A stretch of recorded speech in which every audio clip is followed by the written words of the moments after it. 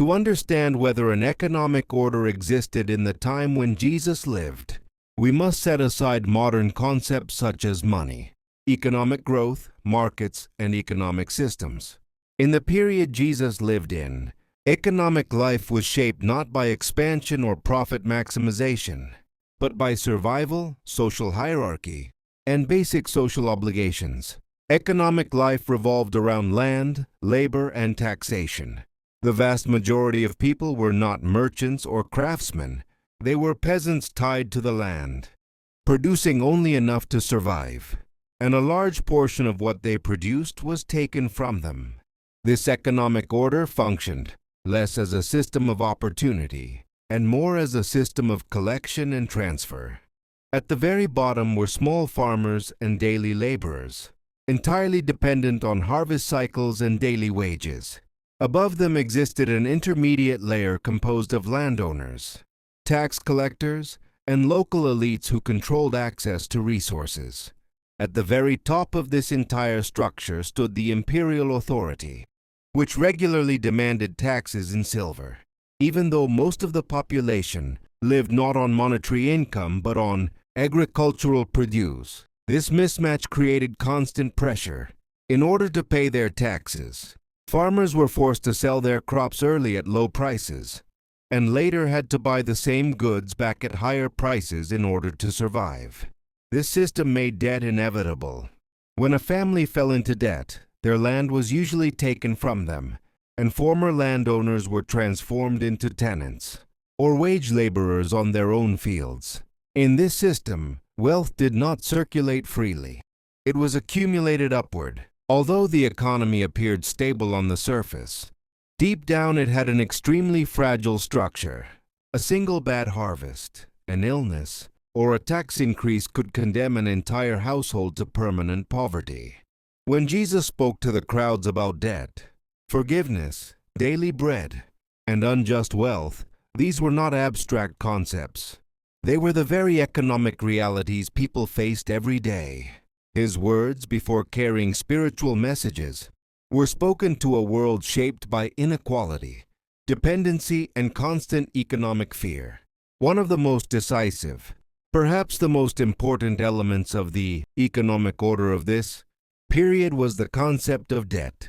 In the time when Jesus lived, debt was not a temporary financial instrument as it is today.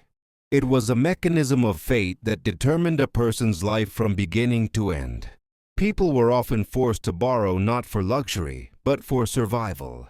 When a harvest was delayed, when illness struck, or when tax season approached, debt became inevitable. However, these debts were not given without interest or with flexible repayment plans. An unpaid debt did not only mean the loss of money, it meant the loss of land, the loss of freedom, and the loss of status. When a peasant could not pay his debt, he first lost his land, and then began working on his own land on behalf of someone else. As debt progressed, a person ceased to be the owner of his labor and became an object of the debt itself. For this reason, debt was a tool of moral pressure as much as it was an economic one.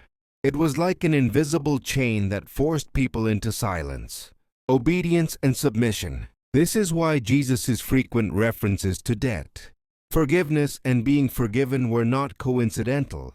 The cancellation of debt did not only mean material relief, it also meant restoring a person's humanity, because debt did not only impoverish a person, it also damaged their dignity. In this period, economic relationships were not personal, but their consequences were deeply personal.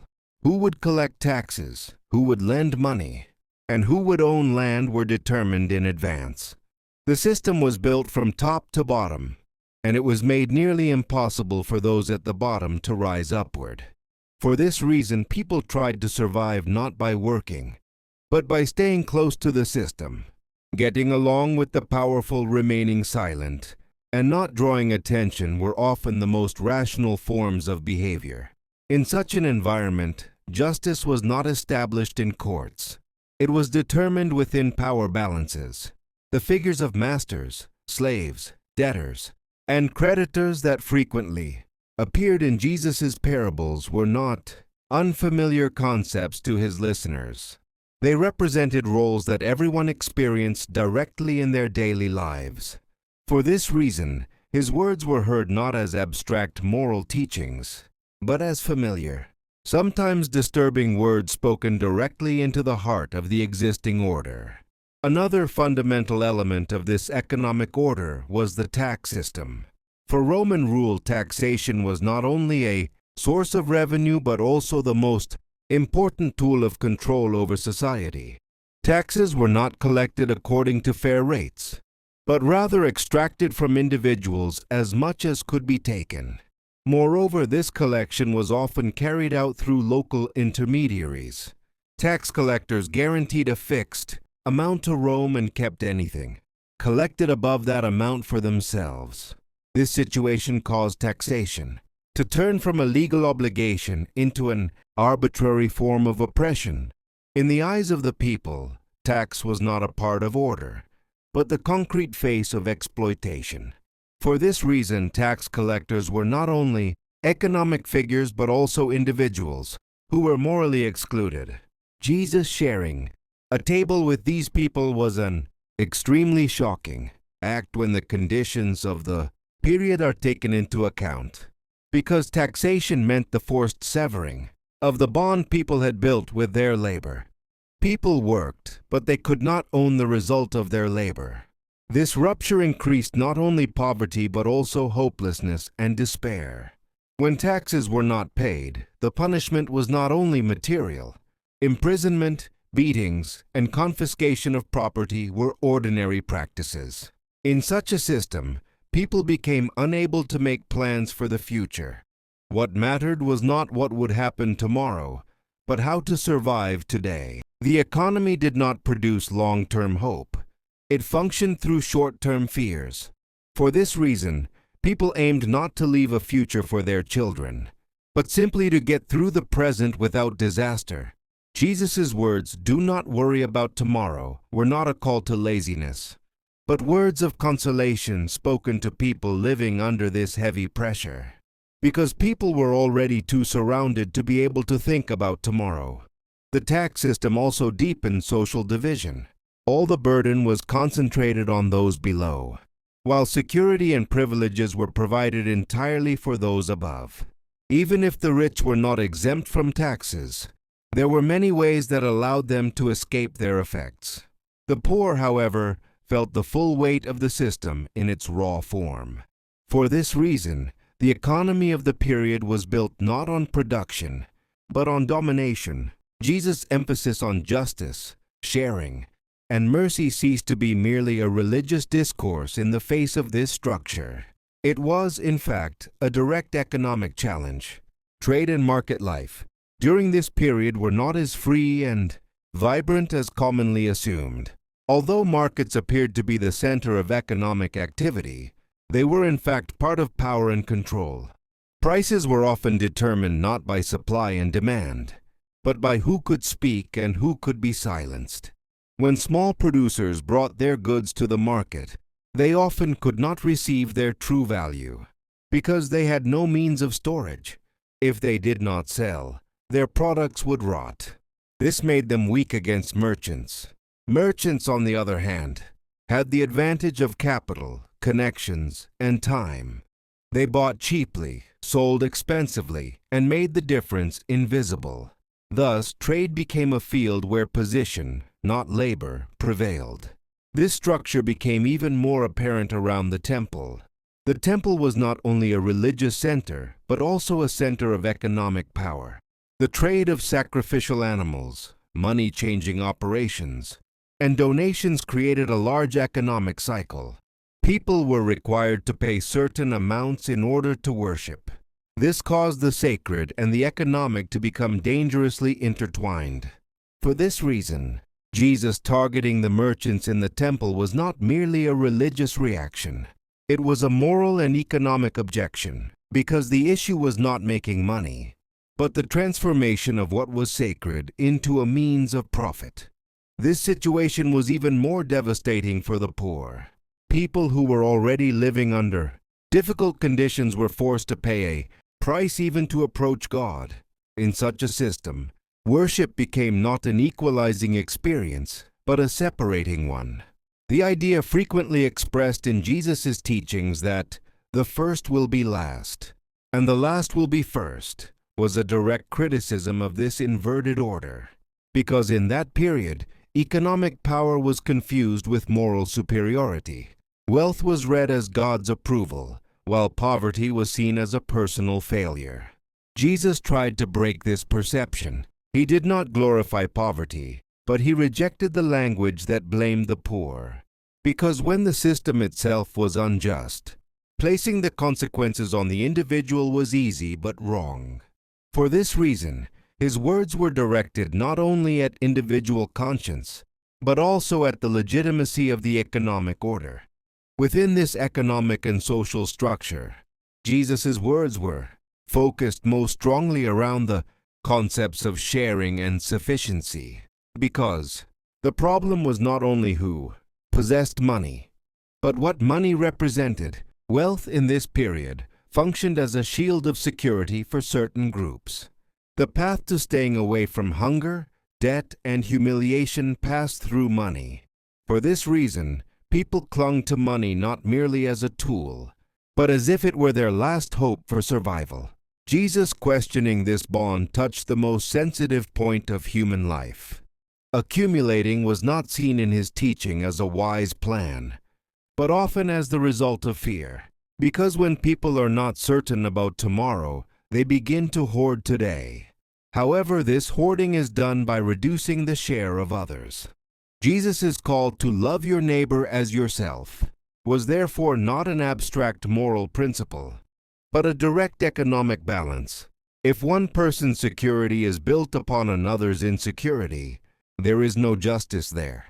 This understanding contradicted the competitive and hierarchical order of the time, because the economy pushed people away from one another rather than bringing them together. While everyone tried to protect their own share, shared social obligations began to dissolve. The table stories Jesus told were a symbolic resistance to this dissolution.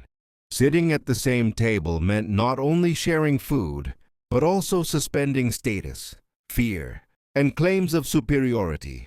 For this reason, those who gathered around him were usually the excluded, the indebted, and those pushed to the margins of the system. For them, sharing was a form of survival before it was a virtue. Jesus transformed this practice into a moral language. He redefined the idea of what is sufficient. Sufficiency began to be measured, not by the amount one possessed, but by whether another person went hungry. This perspective did not declare wealth a sin, but it clearly stated that wealth carried responsibility with it. The difference between owning possessions and belonging to possessions emerged at this point. As long as a person could manage what they owned, they were free. But when they were managed by their possessions, fear and loneliness became inevitable. Jesus' economic message sharpened precisely at this point. The problem was not the existence of money, but the place money occupied in a person's conscience. If money stood in the way of sharing, it caused serious harm to the social structure and led, from within, to social fragmentation. This section clearly shows us why his teachings were not only religious, but also a powerful social critique. When we look holistically at the economic order of the period in which Jesus lived, we understand more clearly why his words were so powerful. Because Jesus did not try to improve the existing system through small adjustments. He questioned how this system shaped human beings. His primary concern was not money, not power, nor taxes or trade. His concern was what all of these turned into within the inner world of human beings, and what kind of effect they had on their morality and character. Was the economy created for human beings? Or had human beings begun to live for the economy? Jesus asked this question in a way simple enough for everyone to hear, yet clear enough that not everyone could accept it. Because the answer was deeply disturbing if it were to be accepted. Just as in that period, today as well, The economy often ceases to be a tool and becomes an identity. People are defined by how much they earn, what they own, and what they fear losing. Jesus rejected this definition and revealed the fundamental stance behind all his economic words with the idea that if a person's value is greater than what they possess, then the person is free. For this reason, he neither sanctified money nor cursed it. He targeted the mindset that placed money at the center, because when money was placed at the center, human value was ignored and pushed aside. Within this order, the powerful began to see themselves as justified, and the poor began to see themselves as guilty. Jesus reversed this perception. He did not glorify poverty, but he opposed presenting poverty as a moral flaw. He did not declare wealth a sin, but he clearly stated that wealth brought responsibility with it. His saying, "The first will be last, and the last will be first," was not an economic prophecy, but a diagnosis of the direction in which justice had been distorted. For this reason, Jesus' economic message is not bound to time. He speaks not to a specific market model, but to the unchanging weaknesses of human beings. To fear, the urge to accumulate, the desire for security, and the tendency to survive at the expense of others. The alternative Jesus offered was not the rejection of wealth, but the redefinition of sufficiency. A person is measured not by how much they earn, but by what they can share. They gain meaning not by how powerful they are, but by how just they can remain. This perspective was disturbing then, just as it is today, because it does not ask the system to be questioned, but the individual. The final question that remains is still the same. Does the economy rule us, or do we rule it? Jesus' call teaches us not to avoid this question, and perhaps that is why, even after centuries, it still remains valid.